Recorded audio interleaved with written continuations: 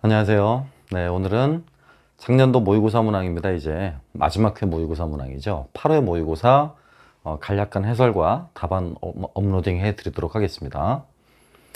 정말 시험이 이제 일주일 정도 남았죠. 건강관리들 잘 하시고요. 마음관리 잘 하시길 바라겠습니다. 잘 될 거다라는 긍정적인 마음가짐 항상 잘 유지하시고요. 또 시험 문항의 난이도와 상관없이 여러분은 꼭 합격할 수 있다라는 긍정적인 마음으로 시험에 임하시길 바랍니다. 저하고 구영범 선생님은요, 시험 당일날 경기도 시험장 앞 새벽에 서 있도록 하겠습니다. 시험 잘 보고 오실 수 있도록 저희도 많은 응원과 격려할 테니까요. 끝까지 잘 이겨내시는 여러분 기대하겠습니다. 감사합니다.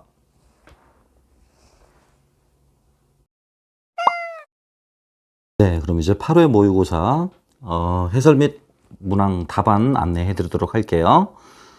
자, 먼저 A형입니다.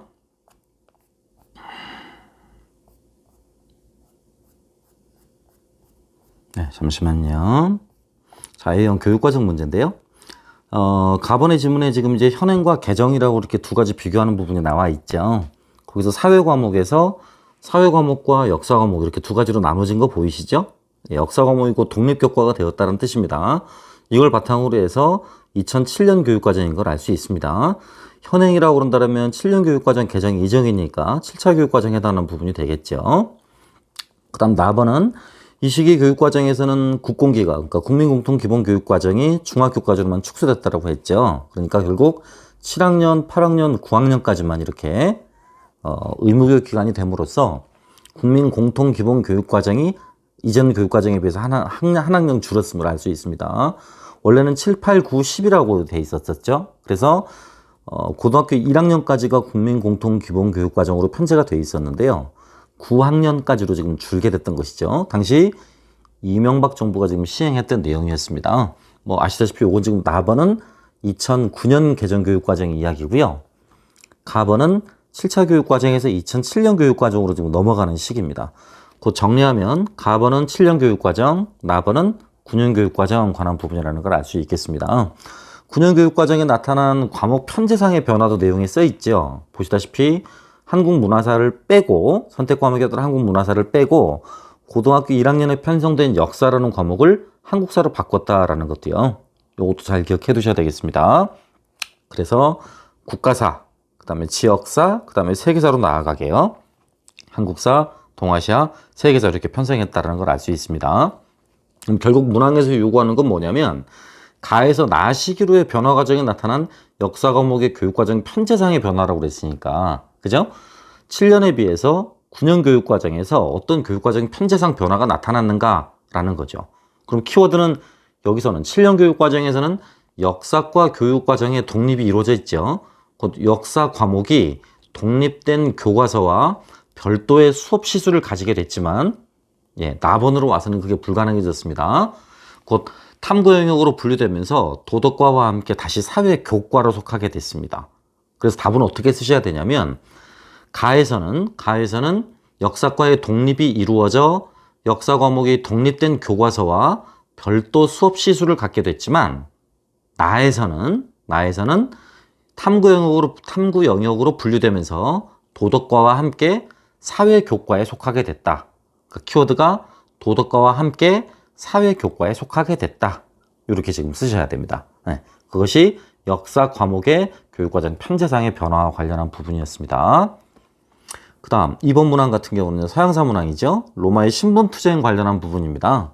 494년만으로도 알 수 있죠. BC 494년이면 성산철수 시간입니다. 그죠?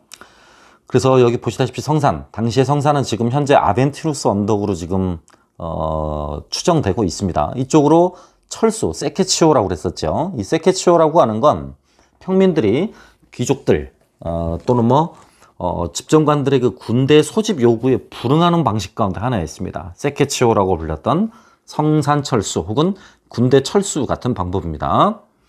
이 사건 자체는 비폭력적이었지만 에투르리아 주변 산지대 사람들, 요거 기억하셔야 돼요. 에투르리아 주변 산지대 사람들, 아에퀴족이나 몰스키족을 말하고 있습니다. 이거 두 이민족 기억하셔야 된다고요. 아에퀴족, 몰스키족이요. 그 다음 나번 같은 경우는 호르텐시우스법의 내용을 지금 쓰라고 하는 부분이었습니다. 답은 크게 어려운 부분이 아니지만 지문이 중요한 게 많으니까 잘 기억하십시오. 특히 나번 지문에도 보면 3차 쌈리움 전쟁, Third Samnites War라고 부릅니다. Third Samnites War에서 부채 등으로 공경에 처한 평민들이 최후의 분리운동을 전개했다. 이때 말하는 이 분리운동도 세케치오라는 걸 뜻하는 것이고요.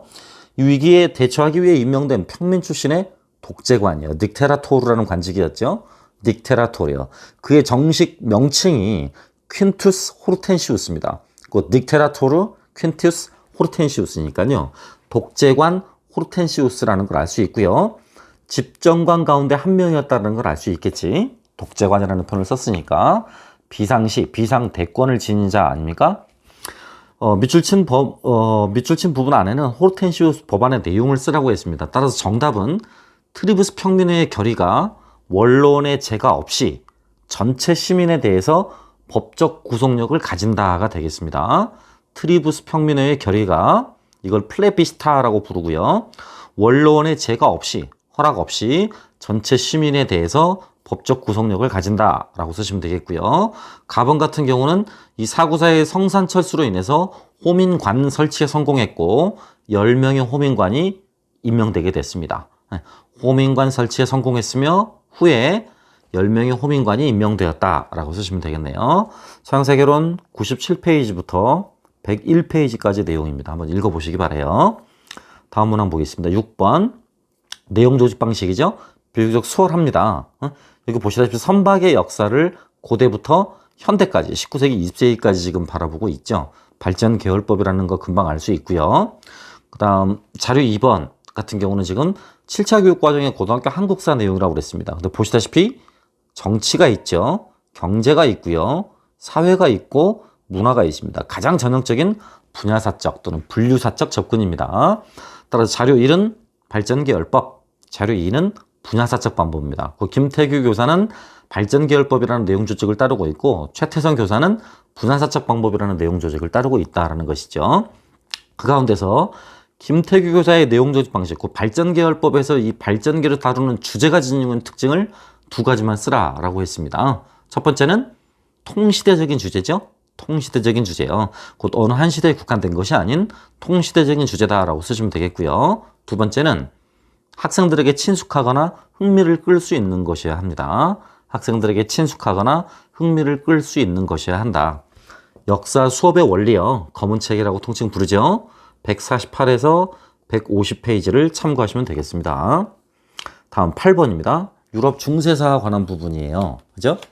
봉건적 정치체제로부터 근대 국가로의 이행은 12세기경부터 진행되기 시작했다라고 쓰여 있네요. 이행기라는 개념을 쓰고 있죠. 시대구분론자로서. 예, 이걸 이행기라고 구분하고 있는 근거가 이제 밑에 들어가 있습니다. 첫째, 도시를 중심으로 한 상공업의 발달과 시민계급의 성장, 그 다음에 주권 개념이 강한 로마법의 부활, 이런 것들이 전부 다 지금 통일국가 형성에 유리하게 작용했다라고 써 있습니다. 하지만 영국과 프랑스가 이런 통일국가로의 과정에 순조롭게 발을 딛고 있었다라면 독일과 이탈리아 같은 경우는 전혀 그러하지 못했다라는 거죠. 그죠? 서양세 개론을 읽어보셔도 잘 나오는 이야기입니다만 particularism이라고 해서 이른바 지방할거주의죠. 지방할거주의. 따라서 이 기억 안에 들어가야 될 내용은 지방할거주의, particularism이라고 쓰시면 되겠습니다. 그 다음 나는 굉장히 유명한 인물이죠. 4차 라테란 공유회, Fourth Lateran Council이라고 쓰여 있습니다. 4차 라테란 공유회를 열었던 인물이기도 하고요. 교황권이 모든 면에서 절정에 달했던 인물이었습니다. 그렇죠? 또 아울러 몇몇 국가들의 군주들을 후원해서 세우기도 했었고요. 대표적이었던 게 독일의 호헨슈타인펜 가문이었습니다. 프리드리히 2세가 그의 지지로 황제가 되었지요. 그죠? 따라서 여기서 말하는 그는 이노센트 3세가 되겠습니다. 이노센트 3세요. 그 다음 나의 밑줄친 그가 시도한 중세 유럽에서의 정치 개입의 사례를 세 가지 쓸 것이라고 했습니다. 결론해보면 너무 자세히 나와 있잖아요. 그죠? 독일 황제로 처음에는 오토를 지지했다가 시칠리아를 교황에게 돌려준다는 약속을 지키지 않게 되니까 오토를 파문해버리고 젊은 프리드리히를 지금 지지하게 된 거죠. 요 인물이었습니다. 호헨슈타인펜 가문의 프리드리히 2세 말하는 거죠. 두 번째, 필립 2세의 이혼 문제에 개입해서 첫 번째 왕비를 다시 맞아들이기도 했고요. 프랑스의 필립 2세의 이혼 문제에 개입해서 첫 번째 왕비를 다시 맞아들이기도 하기도 했고요. 영국 국왕 존과는 캔터베리 대주교의 임명 문제로 대립을 거듭하게 됐습니다. 그래서 결국에는 스테판 랭턴이라는 랭턴을 대주교로 임명하고 영국을 교황에게 바친 후 이를 다시 봉토로 받도록 했죠. 그죠? 영국 왕 존과는 캔터베리 대주교의 임명 문제로 대립을 하게 됐다는 점, 이렇게 세 가지 사항을 쓰시면 되겠습니다. 네, 서계론 216쪽, 222쪽 다시 한번 확인해 보십시오. 그 다음 9번입니다. 역사의 의미죠. 그죠? 빈칸 기억, 니은에 해당하는 역사의 의미를 두 가지 쓰라고 그랬으니까요. 둘 중에 하나 쓰시면 되겠습니다. 사실로서의 역사냐, 아니면 기록으로서의 역사냐, 이렇게 쓰시면 되겠죠. 사실로서의 역사와 기록으로서의 역사라는 두 가지 측면이 있다. 사실로서의 역사는 객관적 사실을 의미하는 것이고, 기록으로서의 역사는 과거의 사실을 토대로 역사가가 이를 조사하고 재구성한 것이다 라는 말입니다. 자료 2번에 삼국지, 위서, 동의전에 관한 내용의 사료가 일부분 들어가 있습니다. 자료 2와 같은 글을 해석할 때 다음과 같은 사항에 유의해야 되겠습니다. 역사가는 사료를 통해 연구하여 사실을 밝혀내기 때문에 객관적 사실을 때로는 그대로 전하기도 하지만 견해가 반영될 수도 있다는 거죠. 따라서 역사 자료를 해석할 때는 반드시 이것과 이걸 구분할 수 있어야 되겠다. 아까 말한 사실로서의 역사와 서술로서의 역사를 구분할 수 있어야 되겠고요. 역사가의 생각에 나는 동의할 수 있는가라는 걸 생각하면서 비판적으로 읽어낼 수 있어야 된다는 거죠. 비판적 읽기를 강조하고 있습니다. 또한 비판적 읽기의 과정 중에는요, 당시 역사가가 처해 있는 상황입니다. 역사가가 처해 있는 상황, 처해 있던 상황, 이걸 고려해서 사실을 해석하는 비판적인 태도가 필요하고요. 역사가의 생각이 절대적이지 않고 상황에 따라서 달리 해석될 수 있다는 거, 상황에 따라 달리 해석될 수 있다는 것에 유념하실 필요가 있습니다. 예, 중요한 문제였으니까 이거 잘 기억해 두셔야 돼요. 3번 이 지문 내용은 통으로 기억해 두시면 도움이 되실 겁니다. 그 다음이요. 서양사 문제인데요. 도시에 관한 부분이었죠. 그죠?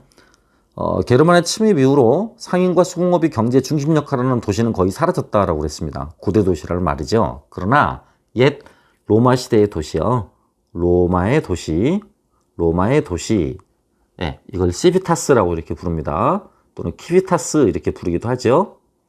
시비타스나 키비타스. 여기 아래다 다시 쓸게요. 키비타스라고 부릅니다. 키비타스는 백작의 소재지이자 중요한 수도원의 소재지로까지 남아있었다라고 써 있습니다. 또 다른 유형의 도시가 바로 부르크형이죠. 상인들의 집단적인 거주지라고 볼 수 있고요. 요런 데 안에서 상인들이 봉건 영주들이 수공업자와 상인들을 자신의 도시로 끌어들이기 위해서 특허장을 부여했다고요. 그리고 이들 특허장에 따르면 농노도 일정 기간 거주하면 도시에 일정 기간 거주하면 자유민이 될 수 있었습니다. 도시에 일정 기간 거주하면 자유민이 될 수 있었어요. 농노도 그곳에 일정 기간 거주하면 자유민이 될 수 있었고요. 도시민들이 영주에게 집이나 상점에 대한 지대를 현물로 지불할 수도 있었다라고 쓰여 있습니다. 아울러 자료 2번을 읽어보시면 꼬민운동의 양상을 말을 하고 있죠. 그죠? 기억 안에 들어갈 말은 도시민들이 봉건 영주를 몰아냈다라는 표현입니다. 도시민들이 봉건 영주를 몰아냈다라고요. 그 다음에 이 디귿 안에 들어가야 될 점은요. 디귿 안에 들어가야 될 말은 도시가 자치권을 획득하는 과정에서 왕권 강화에 크게 기여했다. 도시가 자치권을 획득하는 과정에서 왕권이 강화되는데 크게 기여했다라는 부분이죠. 그죠? 아시다시피 꼬민운동의 양상은요, 두 가지가 있었잖아요. 여기 지금 보시다시피 도시민들이 봉건 영주를 몰아내는 경우가 있었고요. 또 반대로 연합하는 경우도 있었죠. 그쵸? 네. 그런 케이스들 좀 나눠서 도시의 발달 과정을 설명하고 있는 부분이었습니다. 서양사 강좌 117쪽부터요, 120쪽까지를 참고해 보시기 바랍니다. 자, 한 번만 더 불러드리면, 기억에 해당하는 중세 도시의 기원, 로마 시대의 도시, 또는 키비타스라고 쓰시면 되고요. 특허장에 제시된 특권의 내용을 빈칸 니은에 쓰라고 그랬죠. 농노도 일정 기간 거주하면 자연이 될 수 있다라는 거고요. 자료 위에 밑줄친 니은을 참고해서 기억에 해당하는 꾸민운동의 양상, 도시민들이 단독으로 봉건 영주를 몰아냈다라고 쓰시면 되겠고요. 디귿은 도시가 자치권을 획득하는 과정에서 왕권 강화에 크게 기여했다라고 쓰시면 되겠습니다. 자, B형 보겠습니다. B형 감정이입 관련한 부분입니다. 자, 이론 부분이 있고 여기 적용 부분이 있습니다. 그래서 이론 부분에 해당하는 내용, 기억, 니은에 해당하는 말이죠. 기억이 역할극, 니은이 시뮬레이션입니다. 기억이 역할극, 니은이 시뮬레이션이요. 기억과 니은에 해당하는 수업 방법을 각각 쓰고 오라고 그랬으니까요. 여기다가 역할극을 쓰시면 되겠고 여기다가 시뮬레이션을 쓰시면 되겠습니다. 특히 역할극과 시뮬레이션의 공통점, 차이점에 관한 부분이 잘 써있기 때문에요. 요 여섯 줄 정도는 꼭 잘 외워두시기 바랍니다. 잘 기억해 두셔야 되겠어요. 그 다음요, 적용 부분에서요. 역할극 이렇게 쓰고 있고요. 3.1운동에 관한 역할극 사례 쓰고 있습니다. 요것도 통으로 이렇게 문장 다 기억해 두셔야 됩니다. 역사가처럼 읽기 방식은 사료를 활용하지만 읽기 자료를 1차 서류에만 한정하지 않습니다. 무엇보다 사료를 신뢰할 수 있는 지식에 출처라기보다는 역사적 사건에 대한 중심 질문을 해결하는 데 도움이 되는 단서로 간주하려고 합니다. 라고 써 있습니다. 곧 역사가처럼 읽기 방법에서 사료를 읽어내는데 이 사료 내부에 관통되어 있는 사실들을 한눈에 파악할 수 있는 질문, 그걸 중심 질문이라고 부르고 있고요. 이 중심 질문을 잘 설정하는 것이 역사가처럼 읽기 방식의 가장 기본적인 단계다라는 것입니다. 역사가는 맥락을 구성하고 해석을 도출하기 위해 사료를 바탕으로 연구를 하는데요. 하지만 역사가들은 역사가처럼 읽기를 토대로 해서 역사 지식의 출처와 내력을 확인합니다. 그리고 그 역사 지식을 맥락화해서 이해하려고 하죠. 그래서 역사가처럼 읽기는 학생들이 역사 내러티브의 입장과 근거를 살펴보고 평가하며 자기 나름의 역사 서술을 하는데 그 목적이 있습니다. 이렇게 쓰기 어려우시면 역사 구성, 역사를 만들어 보는데 그 목적이 있다. 이렇게 생각하셔도 되겠습니다. 그래서 기억은 역할극, 니은은 시뮬레이션, 디귿은 역사 지식의 출처와 내력을 확인, 리을은 자기 나름의 역사 서술을 하게끔 하는 이라는 말이 되겠습니다. 예, 역사 수업 함께 국리하고 더불어 성장하다라는 책 85쪽부터 92쪽 내용에서 출제한 것이었습니다. 예, 중요한 내용이라고 말씀드렸어요. 중요한 문항이었습니다. 그 다음 5번 영국의 명예혁명 관련한 부분입니다. 비교적 쉽습니다. 결혼서만 봐도 다 나와 있는 내용이라서요. 기억은 도범일학에 들어가야 되겠고요. 참고로 이 도범일학의 내용 정도는 이렇게 기억해 두시는 게 좋습니다. 그 다음에 니은에 들어갈 부분이 관용령이죠. 관용령. 그쵸? 요 관용령의 내용도 잘 기억해 두셔야 돼요. 비국교도와 가톨릭 교도에게 적용된 모든 형법의 효력을 정지시키고 예배를 허용하는 것입니다. 잘 기억해 두셔야 되겠습니다. 관용령의 내용이었습니다.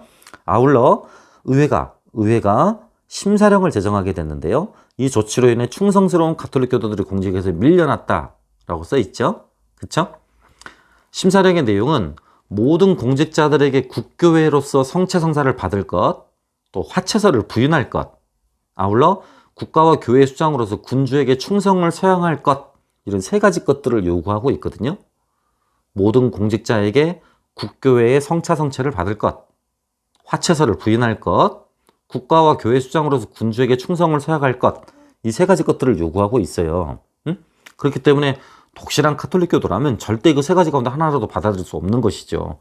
국교회의 성차성사를 받는다는 것도 있을 수 없는 일이고, 화채서를 부인한다라는 건 기독교의 기본 교리를 부정하는 거니까 그건 더 있을 수 없는 일이고요. 또 우상숭배를 금지하고 있는데 군주에게 충성을 서약할 것이라는 것도 신실한 카톨릭 교도라면 절대 받아들일 수 없는 항목들이죠. 그쵸? 네. 이것도 영국 사 부분에서 굉장히 중요한 내용이었으니까 잘 기억하셨으면 좋겠고요. 자, 이제 6번 역사 교훈은 문항입니다. 역사과 교과 역량에 관한 부분입니다. 그 카페로도 질문을 하셨더라고요. 교과 역량의 사례가 좀 궁금하고 잘 모르겠다라고요. 검색 엔진만 좀 두들겨 보셔도요. 검색 엔진 안에서 네이버 같은 데서 역사과 핵심 영역이로만 쳐보면 굉장히 많은 사례들이 있어요. 일단 역사 사실 이해는 뭘 말하는 거냐면 과거의 사건, 인물, 구조나 변화 등에 대해서 지식을 습득하고 중요한 역사 용어나 개념을 이해하는 능력입니다. 이해하는 능력.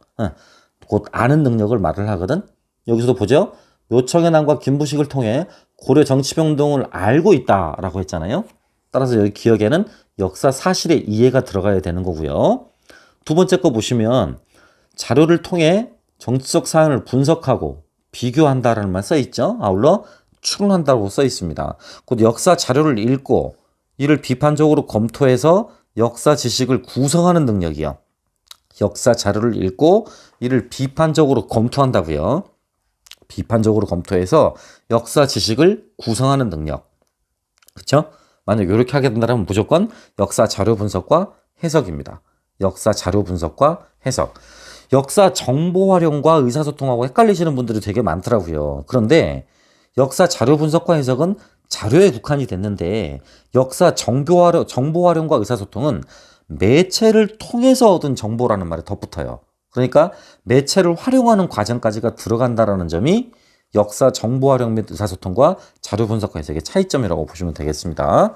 곧 노트북을 활용하여라든가 또는 인터넷을 활용하여라든가 특정한 웹사이트를 활용하여 이런 문구가 들어간다고요. 그런 게 들어갈 때만 역사 정보 활용 및 의사소통이 됩니다. 여기는 지금 그런 내용이 없잖아요. 그죠?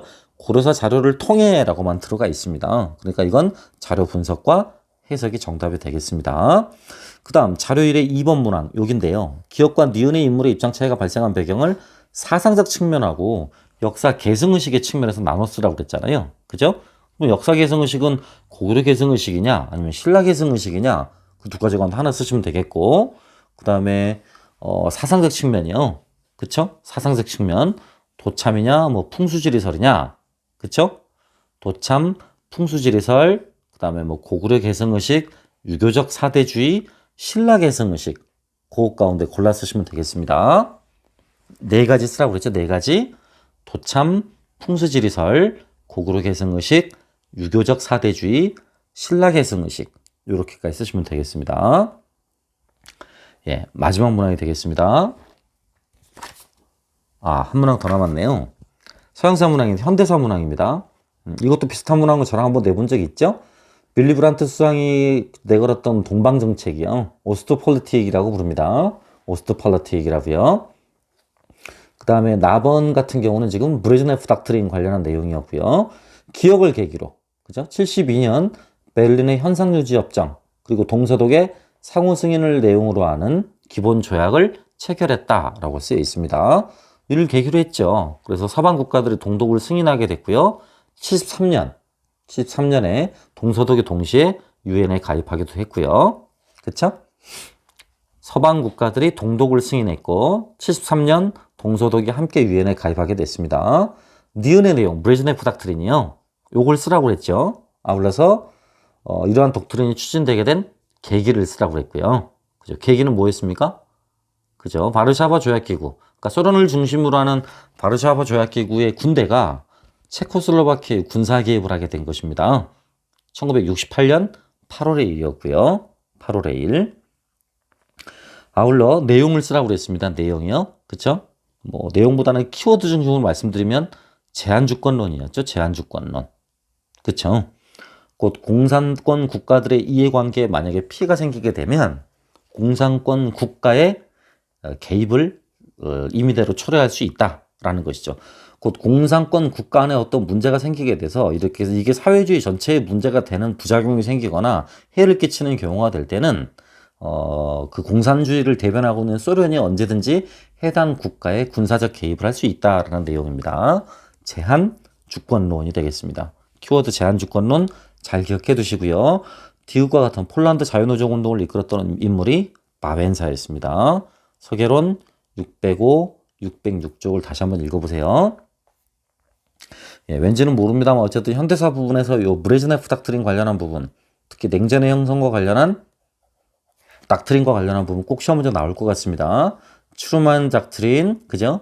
또 브레즈네프 닥트린, 그죠? 그 다음 닉슨 닥트린 이런 것 내용들은 기본적인 내용 가운데도 기본적인 것들이니까 잘 정리해 두세요. 그 다음 이제 11번 스토리보드인데요. 스토리보드. 요 자료 3번을 보시면 스토리보드라는 걸 알 수 있습니다.